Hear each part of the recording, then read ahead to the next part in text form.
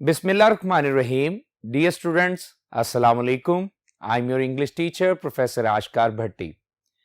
Students, in our this lecture, we are going to start lesson number 8 and this is our lecture number 82. So, lesson number 8 entitled China's Way to Progress by Galeazzo Centeni. Italian ये author हैं जिन्होंने China's Way to Progress लिखा है. So, first of all, हम इस lesson के introduction को देखेंगे कि क्या कुछ इस लेसन में पाया गया है और उसके बाद फिर हम इस लेसन की रीडिंग कॉम्प्रिहेंशन को स्टार्ट करेंगे और इंशाल्लाह आप मेरे साथ इंपॉर्टेंट पॉइंट्स को लिखते जाइए, सीखते जाइए और आइए फर्स्ट ऑफ ऑल हम देखते हैं introduction to the lesson China's Way to the Progress. This article throws light. Idiom होता है throws light, इसका मतलब होता है रोशनी डालना. So ये जो मजमून है ये रोशनी डालता है on the phenomenal progress, उस बतदरीज तरक्की पे that China had made, जो के चाइना ने तरक्की की since its independence in 1949. कब से? 1949 में अपनी इंडिपेंडेंस और अपने रेवोल्यूशन से. जो फितरी तौर पे चाइना ने तरक्की की 1949 से आज तक, उसका जो लुबे-लबाब है वो इस लेसन में पेश किया गया है और गलीजो सेंटेनी ने बड़ी कीन ऑब्जर्वेशन के साथ उन एलिमेंट्स को, उन एस्पेक्ट्स को डिस्कस किया है जिनके वजह से चाइना ने तरक्की की है. द ऑथर सेज दैट, मुसन्निफ कहता है that for more than 20 years, के 20 साल से जायद सालों में द वेस्ट इग्नोर्ड चाइना, मगरिब ने क्या किया? चाइना को पसे पुश्त डाले रखा, इसे इग्नोर किया. Which is the third world's largest country, जो कि दुनिया का तीसरा सबसे बड़ा क्या था? मुल्क था. मगरबी रवैया जो चाइना से मुतल्लिक था वो 22 साल तक जो है इग्नोरेंस का रहा, लेकिन बाद में क्या हुआ आइए देखते हैं. But for some time past, China has become a fashion with the politicians throughout the world. मगर कुछ अरसा बीता है, कुछ अरसा गुजरा है कि चाइना दुनिया में एक फैशन की तरह बन गया है और दुनिया भर के जो सियासतदान हैं वो इसे फैशन की तरह अडॉप्ट कर रहे हैं. And the number of countries keen to recognize it is increasing day by day. और जो मुल्कों की तादाद है जो कि आज इस बात का इश्तियाक रखते हैं, जुस्तजू रखते हैं कि वो चाइना को तस्लीम करें और चाइना की तरक्की का एतराफ करें, इसे एक्नॉलेज करें, उनकी तादाद दिन ब दिन बढ़ती जा रही है. All this is due to the great leadership of chairman Mao Zedong. और ये सब कुछ जो है ये उनके अजीम रहनुमा माओ ज़ेतुंग की अजीम लीडरशिप की वजह से है. डियर स्टूडेंट्स, माओ ज़ेतुंग जो कि चेयरमैन किसके? कम्युनिस्ट पार्टी के, उन्हीं के जेरे क़यादत ये सारा का सारा रेवोल्यूशन, ये सारी की सारी प्रोग्रेस, ये सारी की सारी प्रॉस्पेरिटी हुई. So dear students, China's way to progress, ये सारी तरक्की माओ ज़ेतुंग की जो क़यादत है और उसकी जो बसीरत है उसकी वजह से हुई. सो आइए अगले बोर्ड पे चलते हैं और उन सम इंपॉर्टेंट पॉइंट्स को डिस्कस करते हैं जो कि एज सब हेडिंग्स गलीजो सेंटेनी ने इस लेसन में डिस्कस किए हैं. So move to the next board. Okay, dear ones, some subheadings discussed in the essay. अभी हम डिस्कस करेंगे कि राइटर ने कौन सी सब हेडिंग्स के साथ चाइना की तरक्की का बयान सारा पेश किया है. सो सबसे पहले राइटर ने कहा है कि चाइना का जो निज़ामे हुकूमत है और वहां की सारी जो माशरत है वो एन एग्जाम्पलरी सोशल एक्सपेरिमेंट है. वो क्या है? वो एक मिसाली माशरती तजर्बा है. सो इस सब हेडिंग में वो जो बातें डिस्कस करते हैं उनको हम रीडिंग करते हुए, टेक्स्ट रीडिंग करते हुए पढ़ेंगे. सो अभी सेकंड हेडिंग की तरफ आते हैं कि वो डिसेंट्रलाइज इकोनॉमी को भी डिस्कस करते हैं. अब डिसेंट्रलाइज इकोनॉमी क्या है ये जानना बहुत जरूरी है. सो आइए देखते हैं कि what is decentralisation. Board of intermediate में ये इंपॉर्टेंट क्वेश्चन भी सेट किया जाता है. आपकी एक्सरसाइज में ये क्वेश्चन मौजूद है. So it is very necessary to discuss here what is decentralization. So आइए डिसेंट्रलाइज इकोनॉमी को समझने के लिए डिसेंट्रलाइजेशन को समझते हैं. Decentralisation means to disperse the industry and population from the urban centers to more autonomous outlying districts. Students ख्याल कीजिए कि डिसेंट्रलाइजेशन का मतलब है कि सनत को और आबादी को बहुत ज्यादा जो शहरी इलाके हैं उससे तकसीम किया जाए, वुसअत दी जाए और खुद मुख्तार जो इर्द गिर्द के कस्बे हैं वहां तक उसे फैला दिया जाए. This is called decentralisation. It means आसान लफ्जों में अगर देखा जाए तो डिसेंट्रलाइजेशन का मतलब है कि फैसिलिटीज और opportunities to gain maximum success and progress वो तमाम तर लोगों के लिए क्या हों, वो इक्वल हों, चाहे वो अर्बन एरियाज में रहें, चाहे वो आउटलेइंग डिस्ट्रिक्ट यानी दूर अफ्तादा कस्बों या देहातों में रहते हों. So the federal government makes it's provinces self dependent. बात वही है कि भाई जो वफाकी हुकूमत है वो बना देती है अपने सूबों को खुद कफील बना देती है. समझ रहे हैं? सेल्फ डिपेंडेंट बना देती है.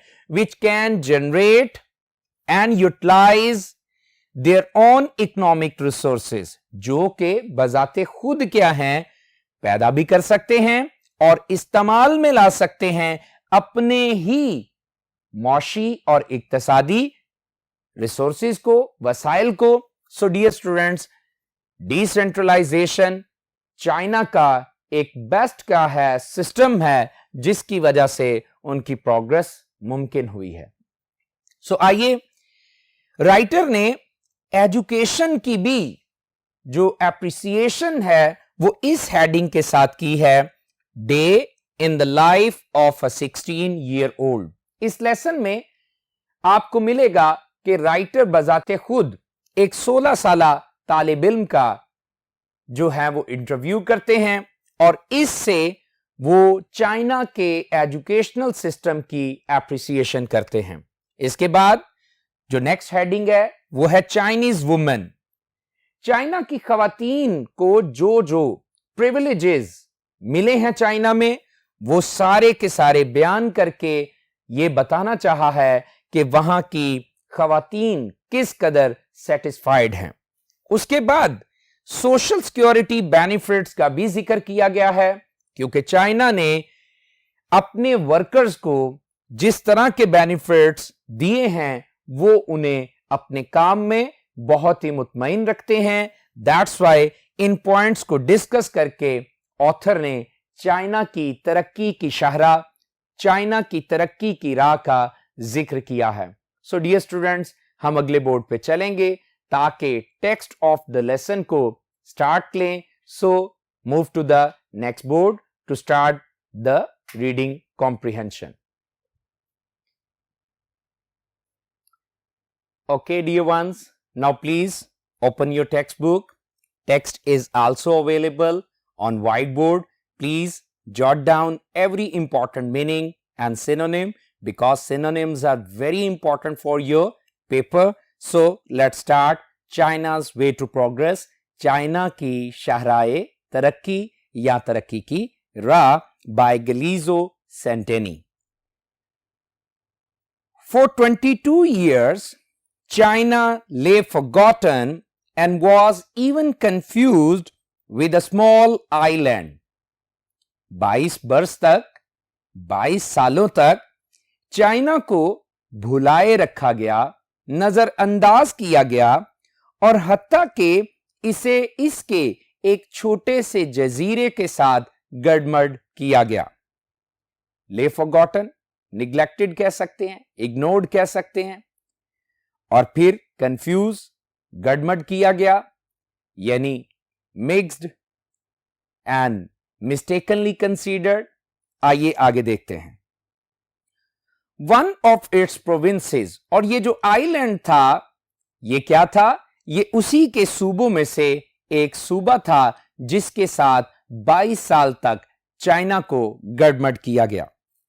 And the flexible Chinese bamboo curtain was countered by a western curtain of rigid disregard. और चाइना के लचकदार रवैये को मुखालफाना सामना रहा मगरबी रवैये का, जो कि सख्त गिर, बेइतनाई और लापरवाही का रवैया था. डियर स्टूडेंट्स, बात को दोबारा सुन लीजिएगा, लेकिन पहले फ्लेक्सिबल, लचकदार, कुछ इंपॉर्टेंट मीनिंग्स देखते जाएं. रिजिड, सख्त गिर यानी सख्त, और डिसरिगार्ड, लापरवाही, बेइतनाई. तो दोबारा इस जुमले की ट्रांसलेशन सुन लें, समझ लीजिए कि 22 सालों तक चाइना को भुलाए रखा गया, नजरअंदाज किया गया, और उसी के सूबों में से एक सूबा जो कि जजीरा था, उसी के साथ इसे गड़मड़ किया गया. और चाइना के लचकदार रवैये को मुखालफाना सामना रहा मगरबी अक़वाम के सख्त गिर, बेइतनाई के रवैये का. Then suddenly that 1/4 of mankind enclosed in the world's third largest country was brought out of the memory attic. Memory attic, यादों का हसार, और फिर enclosed का मतलब encircled, surrounded, और फिर अचानक ही, suddenly, अचानक ही, ये जो 1/4 इंसानियत थी या इंसानों की तादाद 1/4 थी, जो कि बस रही थी, घेराव में थी दुनिया के तीसरे बड़े मुल्क में, ये क्या हुई? ये यादों के हसार से अचानक ही बाहर निकल आई. विद अ लाउड बैंग, जो कि एक बहुत बड़े शोर के साथ यादों के हसार से बाहर निकल आई. बैंग का मतलब क्या होता है? Noise. The Chinese may have introduced the smile policy. China वालों ने शायद मुस्कुरा के मिलने की हिकमत अमली को मुतारिफ करवाया. But the Occidentals, important word है, the Occidentals, मगरबी मुमालिक को कहा जाता है. But the Occidentals certainly launched the warm hug. लेकिन मगरबी मुमालिक ने, मगरबी अक़वाम ने यकीनन गर्मजोशी से गले लगाने की हिकमत अमली को मुतारिफ करवाया. अब डियर स्टूडेंट्स, दोनों सिस्टम्स को, यानी कम्युनिज्म को और कैपिटलिज्म को यूं मुतारिफ करवाया जा रहा है कि कम्युनिस्ट जो थे, उन्होंने क्या किया? दुनिया में अपनी जगह स्माइल पॉलिसी के साथ बनाई, और दूसरी तरफ जो कैपिटलिस्ट थे, उन्होंने वार्म हग के साथ दुनिया में अपनी जगह बनाई. सो यकीनन आप यहां तक समझ गए होंगे. बोर्ड पे जरा तवज्जो दीजिए, हम इंपॉर्टेंट सिनोनिम्स को भी डिस्कस करेंगे. First word flexible, soft, bendable, elastic, manageable. Countered, retaliated, attacked, resisted, withstood, rigid, stern, stiff, hard, firm. Occidentals, the Westerners, the Europeans, the Americans. Confused, mixed up, muddled. So, आइए अगली text को तवज्जो दीजिए, हम अपनी text को continue रखेंगे. The crowd of official visitors to Peking. Peking जो कि उस दौर में क्या था, उनका कैपिटल सिटी था. तो सरकारी मुलाकातियों का, सरकारी मेहमानों का जो हजूम पैकिंग में आ रहा था, performing a devoted quasi pilgrimage is now more numerous than the battalions of traders. यूं लगता था कि जैसे वो नीम यात्रा करने के लिए अकीदत के साथ आए हों और उनकी तादाद जो थी वो ताजरों के गिरोहों से बढ़ती जा रही थी. बात को दोबारा समझिए. The crowd of official visitors to Peking performing a devoted quasi pilgrimage is now more numerous than the battalions of traders. Performing का मतलब क्या होता है? अदा करना, फरीजे को अदा करना. और devoted का मतलब dedicated, और quasi, semi और pilgrimage, holy visit, और numerous, huge, immense, large, और battalions, troops. So, मुसन्नफ बता रहे हैं कि अब जो सरकारी जो वफूद हैं, सरकारी जो एम्बेसडर्स और डिप्लोमेट्स हैं, उनकी तादाद, उनका जो हजूम है वो ताजर गिरोहों से ज्यादा होता जा रहा है. और ऐसे लग रहा है कि वो यहां पे एक मुकद्दस जियारत के लिए जैसे कि पैकिंग में आए हों. Who go twice yearly, जो कि साल में 2 बार जाते हैं, to the traditional Canton Fair, वहां के रवायती कैंटन मेले में. अब डियर स्टूडेंट्स, जो बैटेलियंस ऑफ ट्रेडर्स का जिक्र किया गया है, ये वो ताजर हैं जिनका तारुफ क्या है कि वो साल में वहां के सनती जो एक मेला होता है, रवायती सनती मेला होता है, वहां साल में 2 बार जाते हैं. लेकिन अब सरकारी मुंदबीन की तादाद जो है वो उनसे भी ज्यादा होती जा रही है. 73-year-old च्यू एन लाई, 73 साल के जो उनके प्राइम मिनिस्टर च्यू एन लाई हैं, एंड अप डिसलोकेटिंग, अंजाम कर, आखिरकार वो उखाड़ बैठेंगे, वो निकलवा बैठेंगे, हिज राइट हैंड, अपने दाहिने हाथ का जोड़ निकलवा बैठेंगे. If he goes on shaking at it the present rate with the delegations running into hundreds of people at a time, अगर वो एक ही वक्त में हाथ मिलाते गए उन मुंदबीन, उन वफूद के साथ जो कि सैकड़ों की तादाद में एक ही वक्त में आते जा रहे हैं. ये some sort of exaggeration है, लेकिन यहां ये भी जाहिर हो रहा है कि अब बहुत सारे डिप्लोमेट्स, बहुत सारे एम्बेसडर्स, बहुत सारे डेलीगेट्स चाइना को रिकॉग्नाइज करने के लिए उसके मुल्क को विजिट कर रहे हैं. सो 73 साल के बूढ़े च्यू एन लाई क्या कर बैठेंगे? अपने दाहिने हाथ को शायद खराब कर बैठेंगे, उखड़वा बैठेंगे, अगर वो इतने सारे मुंदबीन के साथ एक ही वक्त में हाथ मिलाते रहे. His eyes blinded by the constant flashing of the official souvenir photographers. और शायद क्या होगा, उनकी आंखें जो हैं मुसलसल उन कैमरों की चमक से धुंधला जाएंगी, चुंधिया जाएंगी, खराब और अंधी हो जाएंगी, जो कि यादगारी तस्वीरें बना रहे हैं. फोटोग्राफर्स तस्वीरें बनाने वाले, और सॉवनियर का मतलब यादगारी. सो सरकारी जो यादगारी तस्वीरें बनाने वाले कैमरामैन हैं, उनके मुसलसल कैमरों की चमक से च्यू एन लाई की शायद आंखें अंधी हो जाएंगी. ये भी क्या है? एक तरह की एग्जैजरेशन है.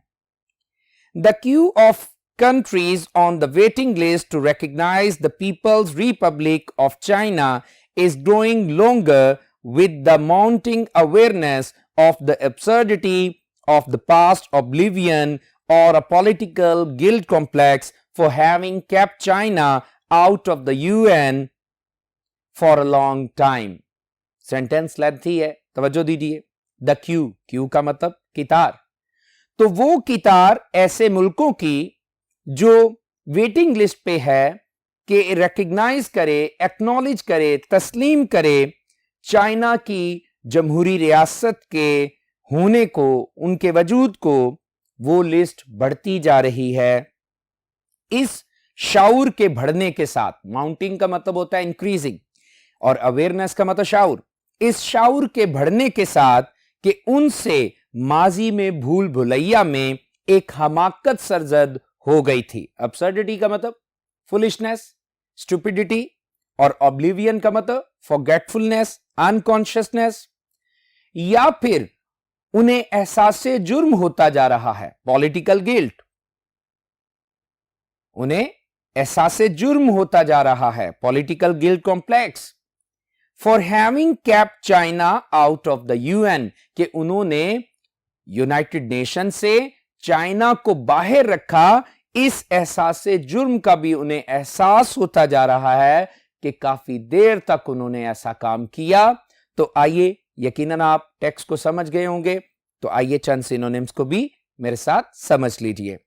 डिसलोकेटिंग, twisting, displacing, disjointing, disconnecting, souvenir, remembrance, memento, keepsake, token, quasi, semi, half, partly, absurdity, foolishness, mistake, idiocy, senselessness, और लास्ट वर्ड यहां क्या है? ऑब्लिवियन. ऑब्लिवियन का मतलब forgetfulness, mistake, carelessness, neglect and disregard. So आइए मजीद आगे पढ़ते हैं. China is now the fashion around the world.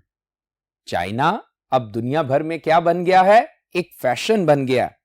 And in no uncertain terms, और इसमें कोई भी गैर यकीनी बात नहीं है, everywhere politicians of the most conservative and bourgeois kind are attempting to rebuild for themselves a compromised career by singing the praises of Mao Zedong.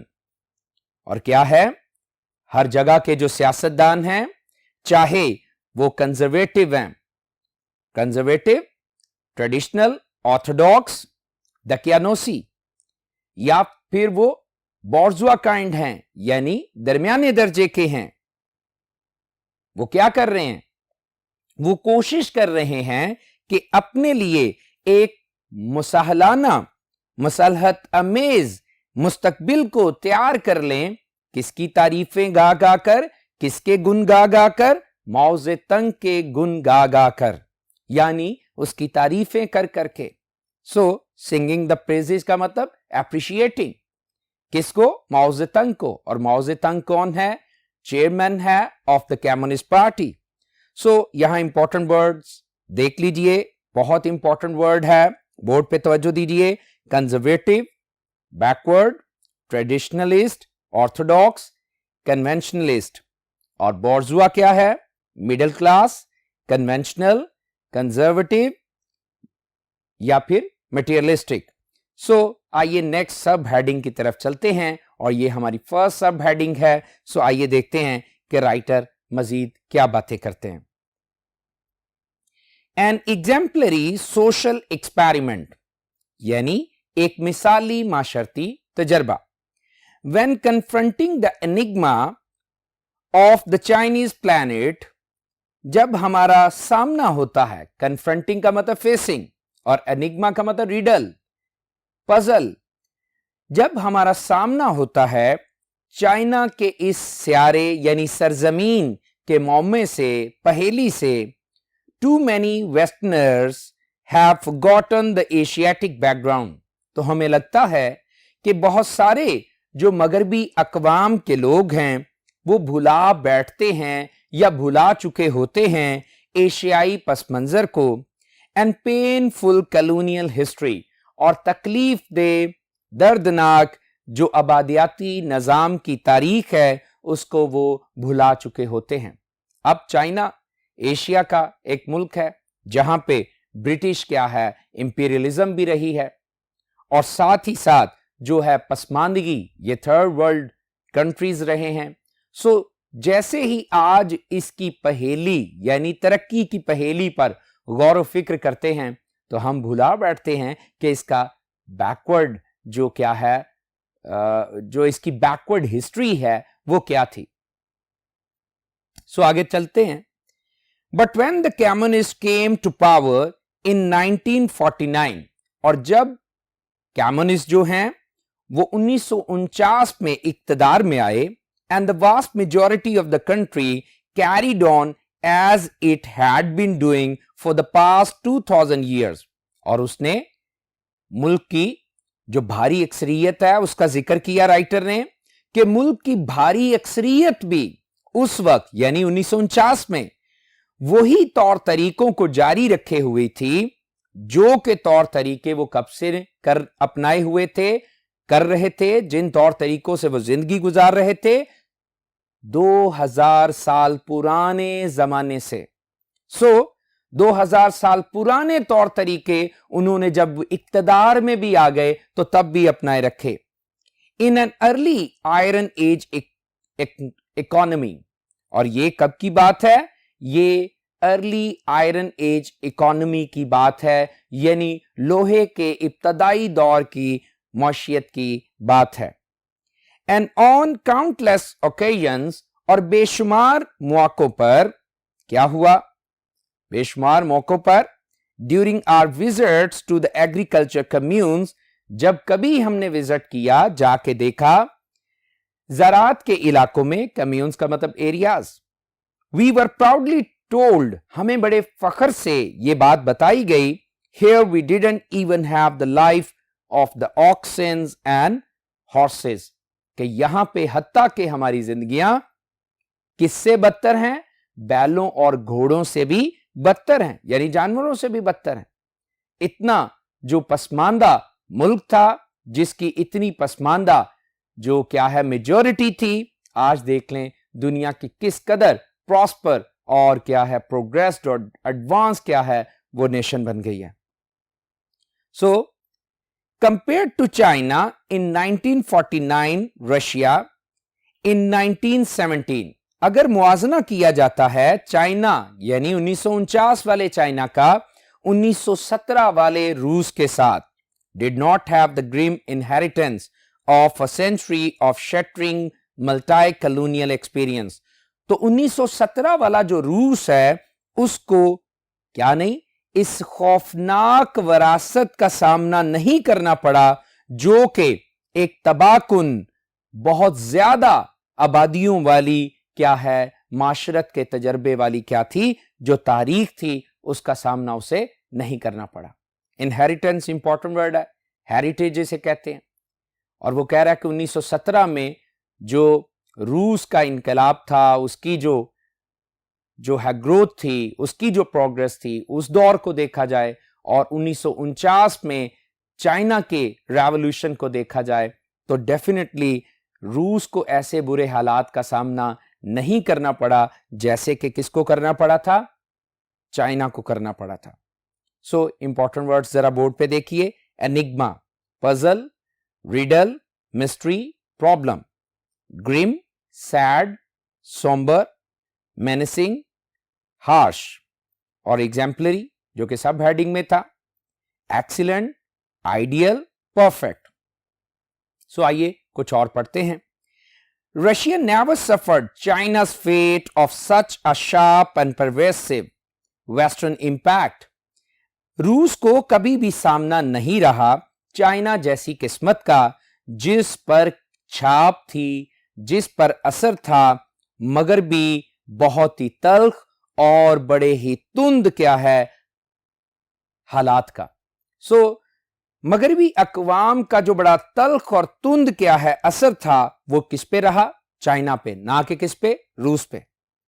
That it was force कि ये मजबूर रहा together with many other Asiatic civilisations, बहुत सारे दूसरे एशियाई सकाफतों और तहजीबों के साथ ये भी मजबूर रहा। कौन? China.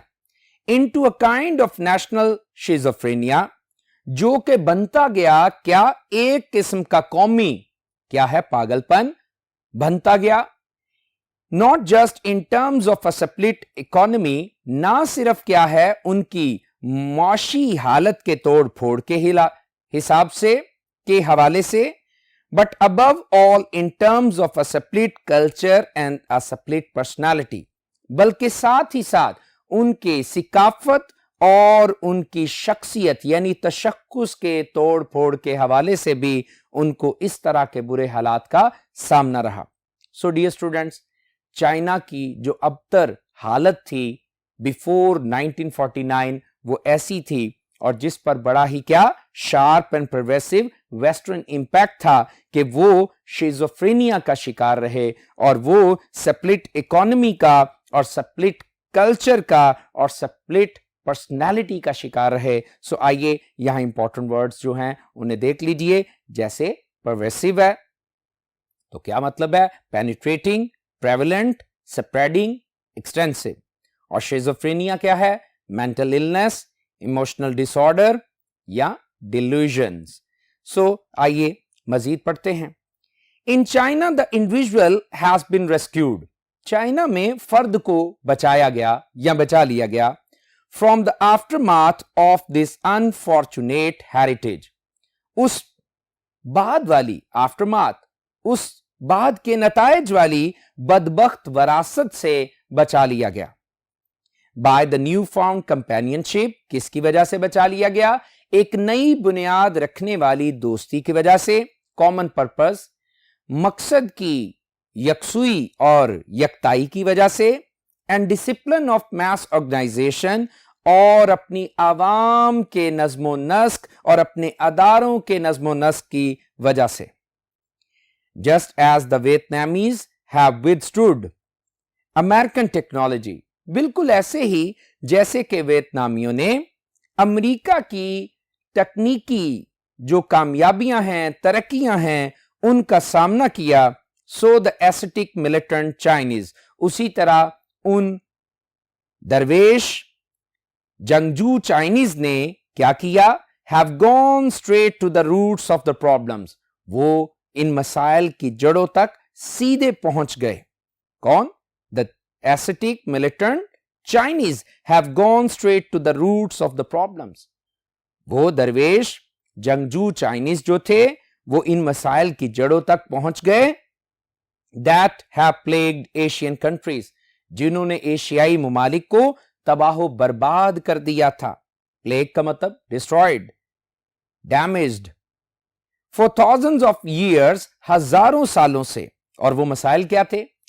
The lack of food, खुराक की किल्लत, and the low levels of nutrition, गजाई अज्जा की किल्लत या उनकी कमी, gross inequalities of income and consumption, और आमदन और खर्चों के अदम मसावात, मजमुई अदम मसावात के मसाइल, अनएम्प्लॉयमेंट, बेरोजगारी के मसाइल, and a sense of social uselessness, और माशरती बेकारपन का जो एहसास है, and the blind expansion of the cities, और शहरों की जो अंधाधुंध क्या है, जो वुसत है।